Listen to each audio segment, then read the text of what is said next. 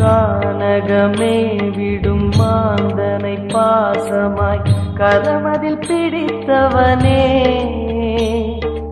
மானிடர் யாரையும் மான் என ஏப்பாய் மானிடர் யாரையும் மான் என ஏப்பாய் மலையென எழுந்தவனே எங்கள் அருணாச்சல சிவனே.